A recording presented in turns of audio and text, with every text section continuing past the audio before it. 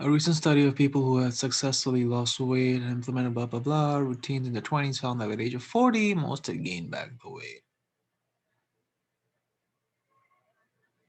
So that's what I wrote down. People in their 20s, some kind of routine they were doing, do it yourself deal. And let's assume it's 100 people. And what percentage um, continued to to be to be the same weight? You can think of it that way. Well, let's assume only 30. The 70 people all gain back the weight. So the effective rate is 30% really of this DIY method. In the second example, then it says, surprisingly, among the study subjects who had hired personal trainers to help them lose weight, now it's a different group of people. An even higher percentage had regained the weight. So this is telling me that out of, let's say, 10 people, it can be any number, 20, 30, 40. Let's just, what percentage continue to have the same weight in their 40s? Zero in their 40s.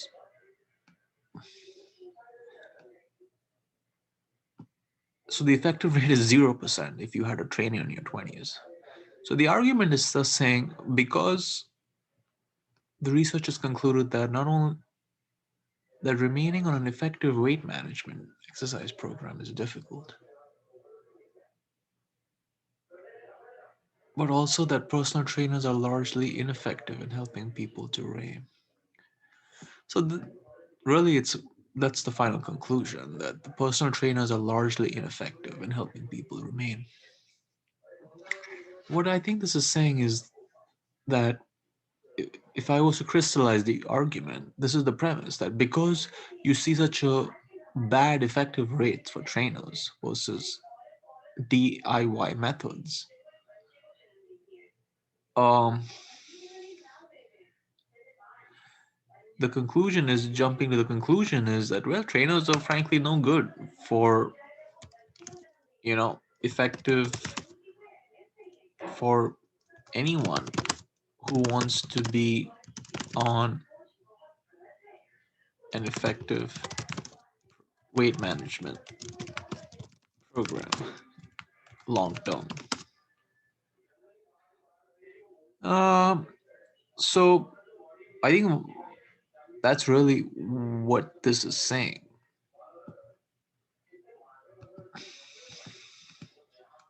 If I was to just box it, maybe I'll just box it so that it's just easy to understand.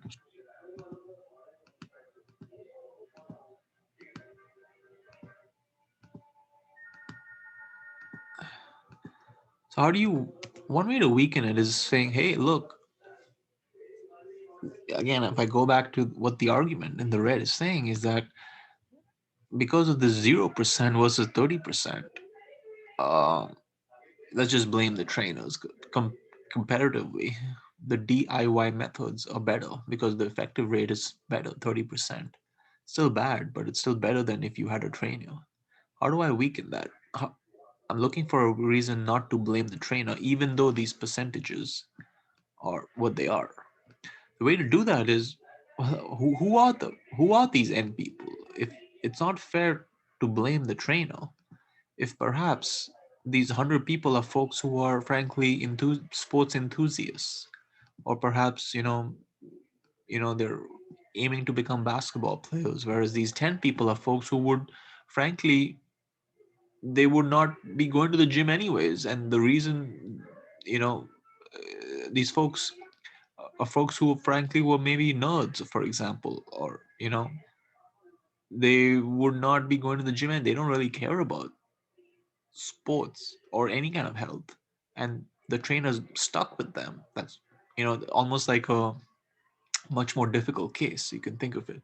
Like, who It's not fair to blame the trainer if these 100 people are folks who are football enthusiasts or sports enthusiasts, whereas these trainers, you know the people that go to a trainer by definition are folks who don't really care about um, about health. I mean, you're hoping that the trainer motivates you, and looking at the effective rate in the 40s, it would not be fair for the trainer by looking at this column, because the people themselves are folks who would, by definition, maybe not have, without the help of a trainer in their 40s, by definition, they would not be folks who would, um, they would not be, by definition, folks who would frankly train or care about health, because maybe these 10 people are folks who are engineers or, scientists or something. So they need a trainer to be on any kind of routine.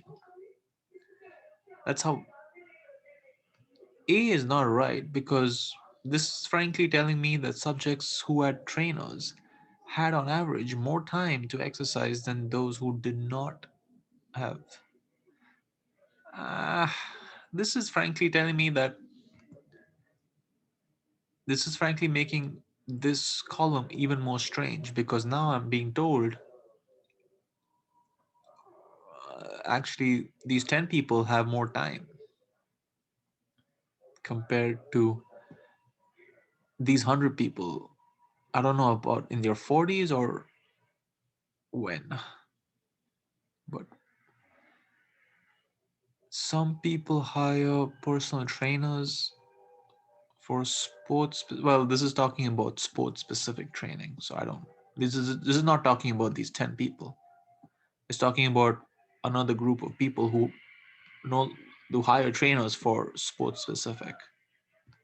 The average person's metabolism shows significantly between ages of 30 and 40. I think what this is telling me is saying that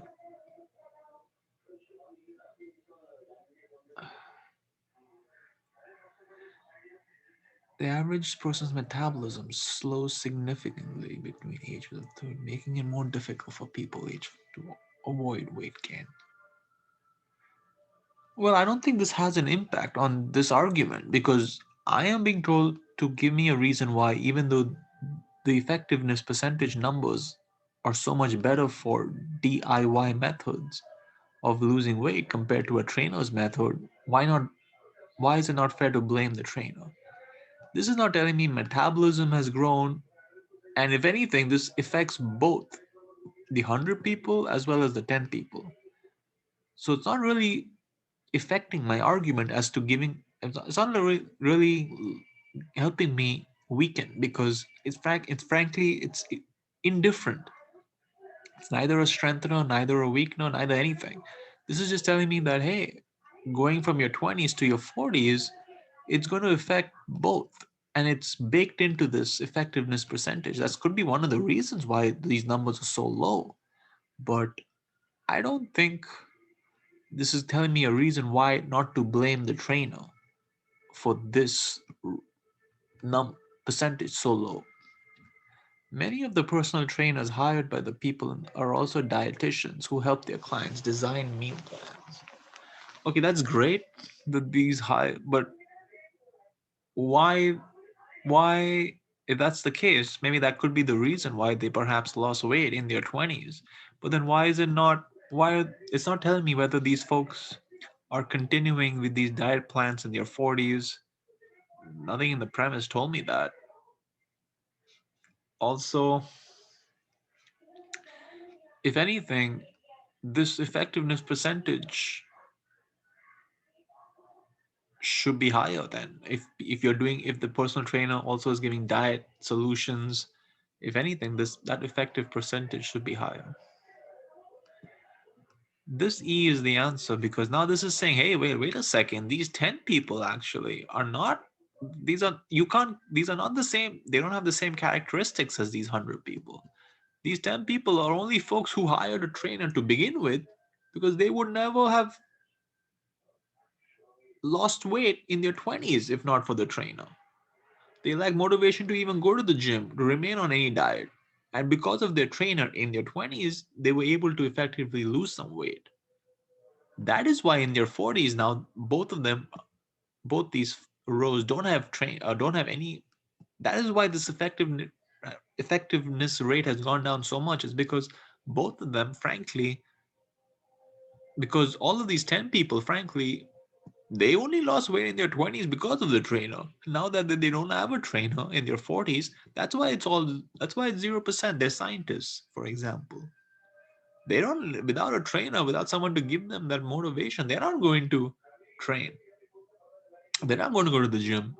And that is why this effectiveness percentage is so bad for these 10 people, because they don't have a trainer in their 40s.